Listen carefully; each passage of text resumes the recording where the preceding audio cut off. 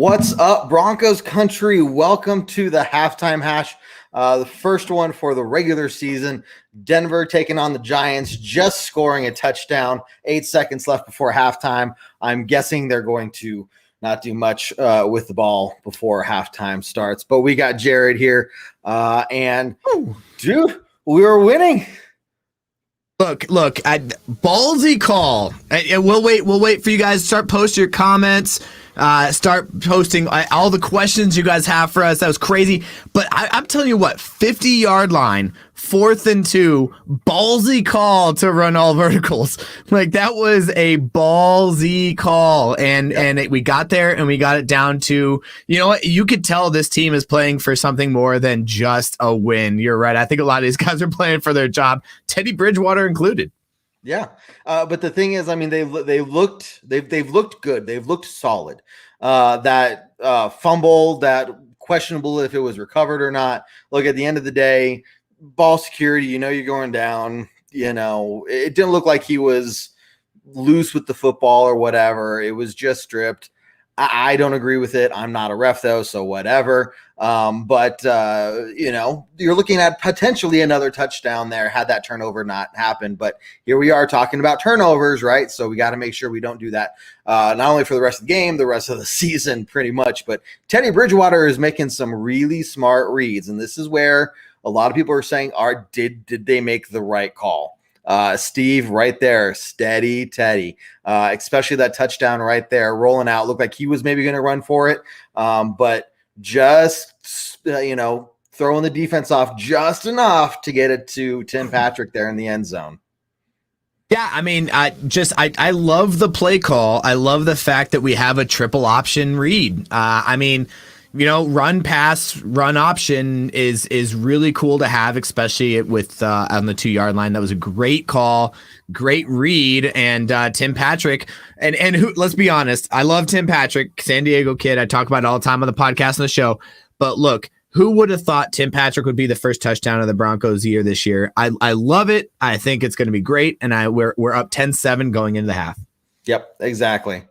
So looking at some of the stats right here, Teddy Bridgewater has 171 yards, 19 for 22. We only have 37 yards rushing, 14 of those coming from Williams. And then Jerry Jeudy being our lead receiver with 52 yards. Compare that to 130 yards for Daniel Jones. He's 9 for 12, 8 yards rushing. So I mean, it's pretty even across the board, more or less.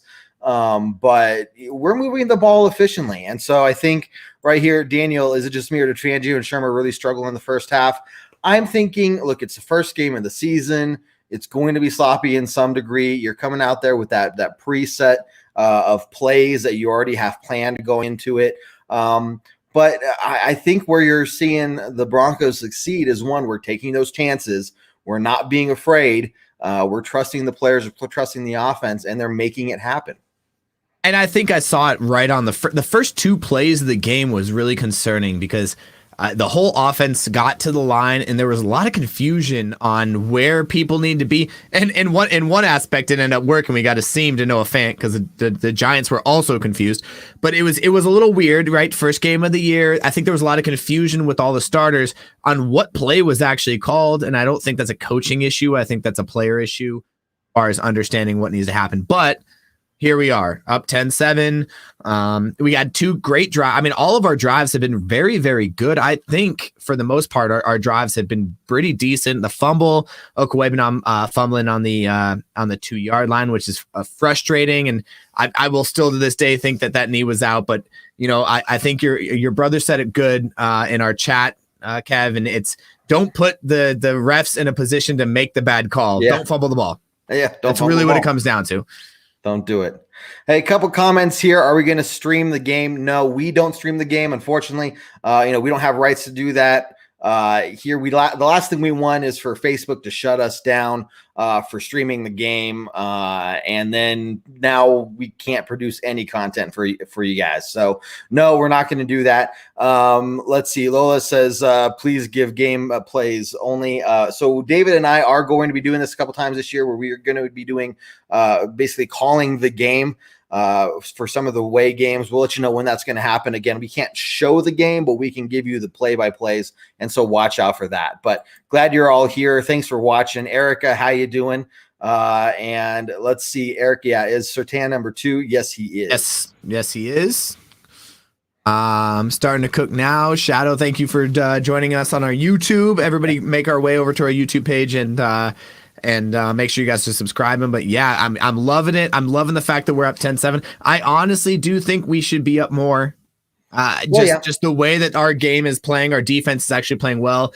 Obviously, the touchdown was frustrating. Surtain was the one that missed the tackle on that rookie mistake, right? I mean, you're talking about that's the kind of stuff you're going to get by starting a rookie at that position. I still think he can make a comeback in this game and the rest of his career, but he missed a big tackle that would have saved that touchdown there. Let's see. What's Robert? How you doing? Love you too, man. Justin, where's Locke? I'm not hearing anyone. Obviously, now there's been no thrown interceptions or anything saying, we should put Locke in, blah, blah, blah, blah, blah. Right. But whenever that happens, people are going to say that. Please don't say that if you're a Locke fan. Look, I love Locke. I'm all 100% behind Teddy. It looks like he's succeeding so far in the very limited amount of time we've seen him, right? He's holding true to his name, Steady Teddy. But the big thing is, he's taking shots downfield. I mean, he's on the fourth down play to Tim Patrick on the 50-yard line, which I was questionable at the call. He's 19 for 22. He has 19 receptions and 3 incompletes, and one of them was a big deep ball on like the very first drive of the game. I think it was like a 3rd and 2, and he took a deep ball to Sutton, and I don't know where that came from, but 19 for 22, 3 incompletes, 19 receptions, 3 incompletes, 170 yards and a touchdown. You can't be mad at that. You just can't. Especially if you come out the second half and keep doing the same thing. What I'm liking here is you're seeing the Broncos not only play smart, but play aggressive. And that's something we haven't seen from Fangio since he took over. It's been conservative. Even from Shermer, it's been conservative. Let's play the soft side. But now we're being aggressive too. There's no reason to be going for it on those 4th downs. Really, I think the majority of the teams wouldn't be going for it on those 4th downs. And here are the Broncos saying, no, we're going to. We're tired of losing. We're the team. We can make this happen. We got the players in place. We're going to go do it. And they're making it happen, man. Well, and I was explaining it to some people in my house too, and I think the big thing with going for it on 4th down around the 30-40 yard line is it's too close to punt, but it's also a little too far away to kick the field goal. We know McManus has the legs, so ours is really at the 40 to 50 yard line, a little too close to punt, a little too far, depending on the down and distance. But that's where we're at. I love this. Broncos are winning, Chiefs are losing, so all is right in the world. Back to being good. I love it. I'm decently upset that we're not winning by more, Kev. I'm not gonna lie. I think I would have expected it to be a whole lot more. Now you take that fumble out of the play and we'd probably have that whole extra touchdown right there. Right. But it is what it is. And we get the ball to start the second half. I'm feeling good with the position we're in if we keep playing the same football that we're playing. Yeah. Yeah, and I think there's going to be some halftime adjustments on both sides, and I think that the Broncos are going to come away. And I think that again, week 1 jitters is a real thing, regardless of the team. I mean, you saw a lot of stuff across the NFL that teams are beating other teams that ever have guessed, right? And something that we're seeing is that the New York Giants' offense is taking shots and doing things that I don't think they've ever done before. And I think now that we can go into halftime and make those adjustments to be able to stop it, especially with Vic Fangio behind the wheel, I think he's going to make the defense adjustments. I don't foresee, unless some crazy turnover, some crazy special play, the Giants scoring again. No, I would be surprised. I really would be if they score again. Quick here, let's see. Shadow, can we shout some love to the O-line? Yeah, O-line's been great. I'll doing say their this. thing I'll there. say this. There was a couple plays that Dalton Reisner kind of had me questionable, right? He got Yeah. thrown around a little bit. And again, defensive line for the New York Giants, if you listen to the Ragers or the pregame podcast, defensive line for the Giants are very good. And we have to understand that. But another thing there is what I'm excited for, Lloyd Cushenberry is looking great out there. He was one of our low parts. He was one of the guys that was kind of questionable for our offensive line, and he's looking very, very good. Dalton Reisner needs to step up his game a little bit. Again, playing against probably one of the top 10 defensive linemen in the league. But yeah, love the O-line play. I wish we could get the run game going a little bit more. Right now we're splitting. We got 10 runs by running backs, and they're split. Javonte Williams and Melvin Gordon, which I would not have seen coming. I expected Melvin Gordon to get the fair share, but Javonte Williams came out on his first carry and got 6 yards right off the bat. Yep. So why not, right? Why not give it to him? They're both averaging 14 and 12 yards. So, I mean, averaging 2.8 and 2.4 yards. They both have 14 and 12 yards. So, so there we go. Our run game is just not there. We have 10 rushes and 22 pass attempts. We're looking at like an 80-20% pass to rush. So if we can get the run game going, I think that's really going to set us apart. Yeah, and I don't imagine them stopping that at all. Look, we're in a position where we can keep doing that. If you get 3 yards per run, I think you're looking pretty good, right? Move the ball. It's all about ball control and clock, controlling the clock there, right? So I expect it to be the offense to perform pretty similar in the first as they did in the first half. The defense, I think, is going to come out with some changes. Again, we've seen what they're trying to dial up on the Giants side, and we're going to do some things to maybe stop them a little bit. How about Von Miller getting his sack? Was it the 103rd? His 103rd sack? Yeah, I mean, he got a huge sack, and I think it was like the third play of the game. He had a huge tackle for loss where he just played it, and then there was another one that I was watching where he was just so smart. This isn't a family show. Sorry, guys. I've been drinking. I got that orange crush drinking going. But, dude, fucking Von Miller's so goddamn smart. Like, he's so smart. Like, he's sitting on the outside and he's rushing. Like, the guys are going to the outside and he's making the play.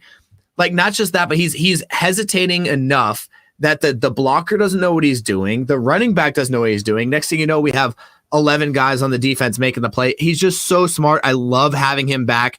And every time I watch him play, I just love having him back. It's amazing. Let's see. There's a point here too. I mean, the Giants really basically only have. You're right, John. They really only have 2 passes. Like, the Giants really only have the 2 big passes. One of them was right off the bat when there was a encroachment penalty. He knew it was going to happen, and I think I don't remember who the corner was at the time, but tripped on for some reason on the coverage. But the other than that, like, yeah, man, it's great. Our defense is actually starting to click, and we knew it was going to. There's 2 passes that the Giants have, but for the most part, we're really, and Saquon Barkley, top 5 running back in this league, if you really look at it, honestly, and we're holding him, and that's down to. So this is kind of a weird thing where we're looking at this game saying, wow, we're playing well, we're playing smart, we're playing aggressive. It's going in our favor, minus a couple little things. Every game's going to have some mistakes. It's all about how the team responds, right? And you saw how the team responded from that turnover. We came back, great 2-minute drill, very smart, worked the ball down the field, got the touchdown. And that says a lot about a team as well. So they could have gotten frustrated and made some more mistakes after that turnover, and they didn't.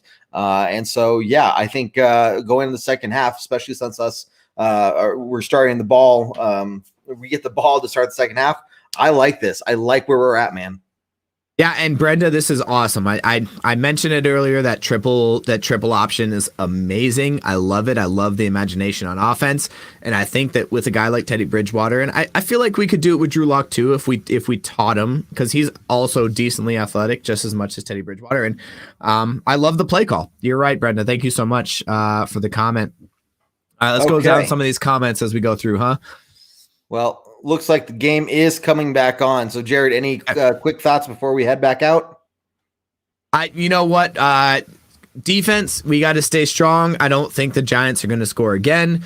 And offense, we have to start getting the run game going, and that's the big thing for me. I think if we can get the run game going, we don't have to rely on Teddy Bridgewater. Even though, again, he's 19 for 22. He's got 3 incompletions. But I would like to see the run game going. I'd like to see Melvin Gordon get going. I'd like to see a couple screen passes to Melvin Gordon because I have a Ragers on that. And let's go. Let's go Broncos. Let's see a good second half. Exactly. Keep the gas on the pedal. Keep moving forward. Let's get some more points on this opening drive here and put the Giants away pretty early. So with that being said, Jared, as always, thanks for joining me, man. Welcome to the Halftime Hash. Make sure you guys check out the post-game podcast and the pregame podcast. We'll be live Monday night, Orange Weekly After Dark, 9 p.m. Tuesday night, Bourbon Broncos, No BS, 7 p.m. Mountain Time. And check out the Ragers podcast as well for all your sports betting needs. Jared, thanks a lot, man. And as always, Go Broncos. Go Broncos. Take care, everyone. Enjoy the second half.